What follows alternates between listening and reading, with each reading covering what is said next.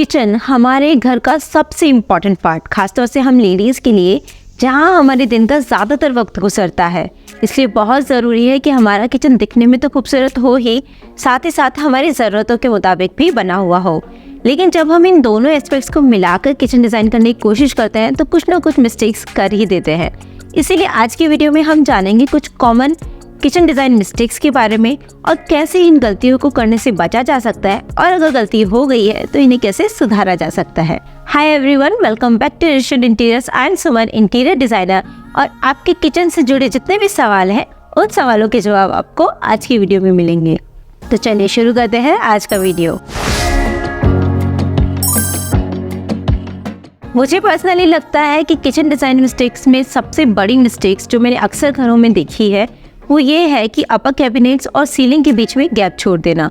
ये गैप छोड़ देने से आपका किचन काफ़ी आउटडेटेड लगता है, बहुत इनकम्प्लीट लगता है, और इससे भी बुरी बात यह है कि ये जो बीच की जगह होती है इसमें आपका किचन में धूल, मिट्टी, कचरा सब जमा होता रहता है। वो जगह आपके किसी काम की नहीं रहती। ये कैबिनेट्स ना बनवाने के बहुत सारे कारण हो सकते हैं, जैसे कि हमें लगता है कि ये जगह हमारे किसी काम की नहीं है, हमें इतनी ज़्यादा स्टोरेज की ज़रूरत ही नहीं है, या हमें ये लग सकता है कि हमारा किचन हो सकता है ये कैबिनेट्स बनवा लें तो काफ़ी भरा भरा लगेगा। आई नो इसका एक कारण ये भी है कि कैबिनेट्स ज़्यादा बनवाएंगे तो ये हमारे बजट के बाहर जा सकता है। नए कैबिनेट्स बनवाना सस्ता नहीं होता, आई अंडरस्टैंड, लेकिन मुझे लगता है कि हमारे किचन का एस्थेटिक्स भी उतना ही इम्पॉर्टेंट है जितना कि हमारे किचन का हमारे लिए प्रैक्टिकल होना। इसलिए अगर आप थोड़ा सा खर्चा करके अपने किचन को एस्थेटिकली ब्यूटीफुल बना सकते हैं तो आपको ये ज़रूर करना चाहिए। अपर कैबिनेट बनवा लेने से आपका किचन हाई एंड और विजुअली अपीलिंग लगता है, लेकिन जैसे कि हर चीज़ में एक्सेप्शंस होते हैं, वैसे ही ज़रूरी नहीं कि सारे किचन्स में ही कैबिनेट को सीलिंग तक लेके जाया जा सके। कई बार किचन जिनमें हाफ कैबिनेट्स बने होते हैं वो भी काफ़ी सुंदर लगते हैं, और कई बार कैबिनेट्स को ऊपर सीलिंग तक लेके जाना पॉसिबल भी नहीं होता। सो moral of the story is कि आपको अपने किचन के हिसाब से देखना होगा कि क्या आप अपने कैबिनेट्स को सीलिंग तक लेके जा सकते हैं। यदि हाँ, तो आपको ऐसा ज़रूर करना चाहिए, क्योंकि इससे आपका किचन ट्रेंडी और स्लीक दिखेगा, आपको ज़्यादा स्टोरेज स्पेस मिल जाएगी, और सबसे इम्पॉर्टेंट बात जो मुझे लगती है कि सीलिंग और कैबिनेट्स के बीच में जो कचरा जमा होता है जिससे आपकी किचन अनटाइडी लग सकती है वो नहीं होगा।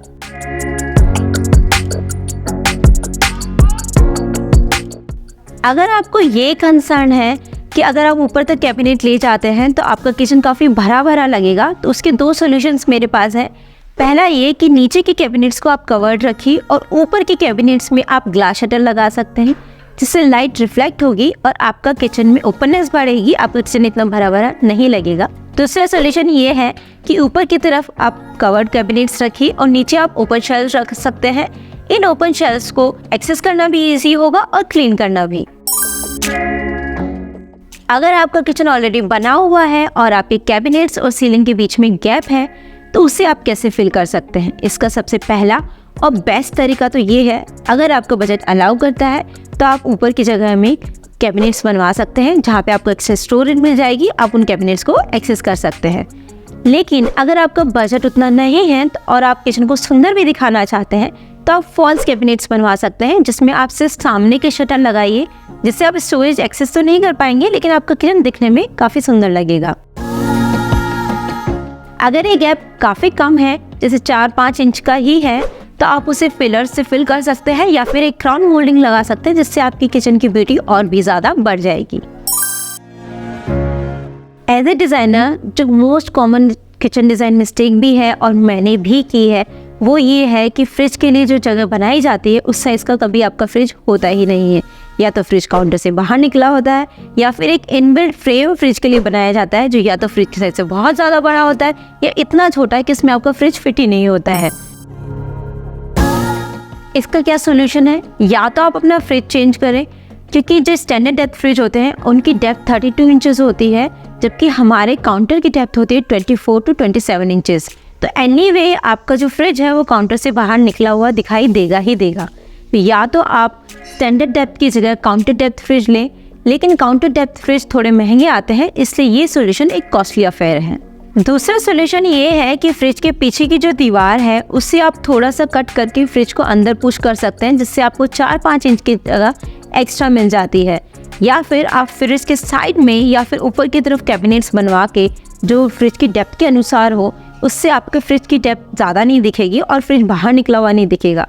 लेकिन ये सब थोड़ा झमेले का काम है, थोड़ा सा इसमें बजट भी आपका बढ़ जाता है, इसलिए आप वो सॉल्यूशन कर सकते हैं जो ज़्यादातर लोग करते हैं कि जैसे आपका फ्रिज रखा हुआ है उसको वैसे ही छोड़ दें। ये सब तो तब बात होती है जब आपका फ्रिज ऑलरेडी आ चुका है, आपका किचन ऑलरेडी बन चुका है। लेकिन अगर आप किचन मेकओवर करवा रहे हैं, फ्रिज नहीं लिया है, तो किचन बनवाते वक्त आप जो फ्रिज लेने वाले हैं या जो आपके पास एग्जिस्टिंग फ्रिज है, जो अगर आप उसको ही रखने वाले हैं, तो आप उसका एक डायमेंशंस ले लें और उसी के हिसाब से इनबिल्ट फ्रेम बनवाएं ताकि आपका फ्रिज एग्जैक्टली उसमें फिट हो सके, ना वो बहुत ज़्यादा बड़ा हो ना ही बहुत ज़्यादा छोटा। अगर आप नया किचन बनवा रहे हैं या फिर किचन को रिनोवेट करवा रहे हैं, तो जो आपके लोअर कैबिनेट्स हैं उनमें कैबिनेट्स की बजाय आप ड्रॉर्स बनवाएं, और ड्रॉर्स में भी आप स्टील वायर मैश वाली बास्केट्स ना लगवाएं बल्कि टेंडर बॉक्स लगवाएं, क्योंकि ये जो स्टील बास्केट्स होती हैं इनके बीच में गैप होता है। एक तो इनको क्लीन करना बहुत ही मुश्किल होता है, दूसरा अगर इसमें कोई चम्मच कांटा गिर गया तो फिर उसको निकालना बहुत मुश्किल होता है, जो अक्सर गिरते ही रहते हैं। उसकी जगह आप टेंडर बॉक्स लगवाएं। टेंडर बॉक्स का पहला फ़ायदा तो ये है कि इसमें कोई भी बर्तन आपका नीचे नहीं गिरेगा, दूसरे इसे क्लीन करना बहुत आसान है, तीसरा आप इसकी कोई स्टैंडर्ड डायमेंशन नहीं होती, आप अपने किचन के हिसाब से इसको एडजस्ट करके ड्रॉर्स बनवा सकते हैं। अगर आपका किचन पहले से बना हुआ है तो भी आप अपने लोअर कैबिनेट्स में इजीली नए टेंडर बॉक्स फिट करवा सकते हैं। कैबिनेट्स की बजाय ड्रॉर्स थोड़े महंगे पड़ते हैं, इससे लोग कैबिनेट्स बनवाना ही प्रीफर करते हैं। लेकिन आप ही बताइए कि रोज़ रोज़ किचन के स्पेस को यूटिलाइज करने के लिए आपको मेहनत करनी पड़े, वो भी थोड़े से पैसे बचाने के लिए, तो क्या वो सही है? क्या वो आपके साथ जस्टिस है? किचन के अपर कैबिनेट्स में आप कोई भी एसेसरीज मत लगवाइए, दैट इज़ परफेक्टली ओके, क्योंकि लोअर कैबिनेट के बजाय अपर कैबिनेट्स को एक्सेस करना काफ़ी इजी होता है। लोअर कैबिनेट्स में बार बार आपको झुकना पड़ता है, वहाँ लाइट नहीं पहुँच पाती, इसकी वजह से अंधेरे में आपको चीज़ें ढूंढनी पड़ती है। ड्रॉर्स होंगे, इजीली बाहर निकाल सकते हैं, सब कुछ देख सकते हैं, ऑर्गेनाइज रख सकते हैं और इजीली क्लोज कर सकते हैं। इसके अलावा हम किचन के कॉर्नर्स को भी प्रॉपर्ली पहले से प्लान नहीं करते, जिसकी वजह से हमारी काफ़ी स्पेस वेस्ट हो जाती है। इसके लिए आप कॉर्नर्स में कॉर्नर यूनिट लगा सकते हैं, कॉर्नर क्राउसल लगा सकते हैं, लेकिन एक तो ये यूनिट्स काफ़ी महंगे आते हैं, दूसरा ये काफ़ी स्पेस इनमें वेस्ट हो जाती है। इसके लिए आप पॉकेट डोर्स या 360 डिग्री डोर्स लगा सकते हैं कॉर्नर्स में, जिससे आप कॉर्नर की पूरी स्पेस को यूटिलाइज कर सकते हैं। और इस जगह में आप चावल, दाल, आटा ऐसे बड़े डब्बे रख सकते हैं या ऐसे बड़े बर्तन रख सकते हैं जो आप कभी कभी काम में लेते हैं। आजकल के फास्ट ज़माने में जहां हम पिंटरेस्ट और इंस्टाग्राम पे अपना ज़्यादातर वक्त बिताते हैं, किसी एक ट्रेंड को पकड़ के रखना बहुत ही मुश्किल है। लेकिन हर रोज़ ट्रेंड बदलते हैं और अगर उसी समय हम अपना किचन या घर रिनोवेट करवा रहे हैं तो उस ट्रेंड को हम अपने घर में अप्लाई भी करना चाहते हैं। मैं ये नहीं कह रही हूँ कि आपको ट्रेंडी कलर्स या ट्रेंडी डिज़ाइंस को अप्लाई नहीं करना चाहिए, लेकिन उस समय आपको बहुत ही समझदारी से काम लेना चाहिए। किचन शायद घर का सबसे महंगा कमरा होता है जिसे हम रिनोवेट करवाते हैं, एंड ऑनेस्टली ज़्यादातर लोग रिनोवेशन नहीं करवाते हैं, बस एक बार किचन बनवा लिया हो गया। इसलिए जब आप किचन के लिए कलर्स चूज़ कर रहे हैं, डिज़ाइन चूज़ कर रहे हैं, तो बहुत सोच समझ के आपको चूज़ करना चाहिए। ऐसा नहीं है कि आपने आज ट्रेंडी कलर्स लगा लिए, कल को वो पुराने दिखने लगे।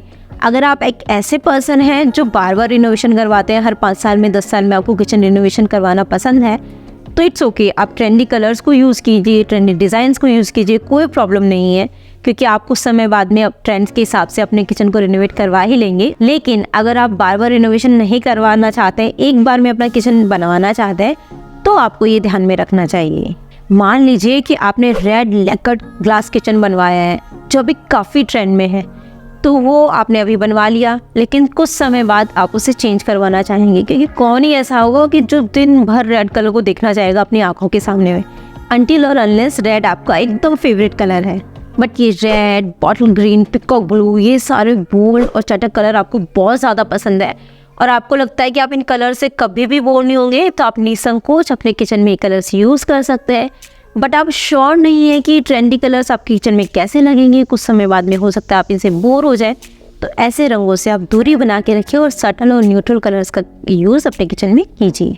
स्टिल आप ट्रेंडी कलर्स को यूज़ करना चाहते हैं अपने किचन में, तो आप small appliances, towels, cutlery, dishware ऐसी चीज़ों में इन्वेस्ट कर सकते हैं, ताकि कल को अगर ये आउटडेट हो भी जाए तो नए ट्रेंड के हिसाब से आप नई चीज़ें ले सकते हैं। उनमें छोटा छोटा खर्चा होगा, किचन रेनोवेशन के बड़े खर्चे के लिए आपको रोना नहीं पड़ेगा। किचन ट्रायंगल, जिसे गोल्डन ट्रायंगल भी कहा जाता है, जिसके बारे में इतनी बातें अभी हो चुकी है कि हर कोई इसे फॉलो करना चाहता है। डिज़ाइनर्स भी इसे बेसिक रूल मानते हैं किचन को प्लान करने का। अगर आपको किचन ट्रायंगल के बारे में नहीं पता है तो ये एक ऐसा रूल है, इसमें ये बताया गया है कि बेसिकली जो आपके मेन अप्लायंसेस है, आपका स्टोव हो गया, फ्रिज हो गया, सिंक हो गया, उनको किचन में कैसे प्लान किया जाए जिससे आपका किचन का वर्क फ्लो एफिशिएंट हो सके।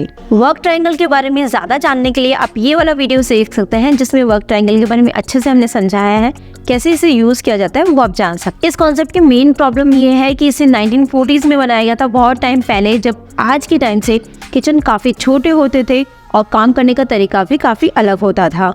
उन किचन्स को इस हिसाब से बनाया जाता था कि एक व्यक्ति उसमें काम कर रहा है, लेकिन आज के टाइम में ऐसा नहीं है।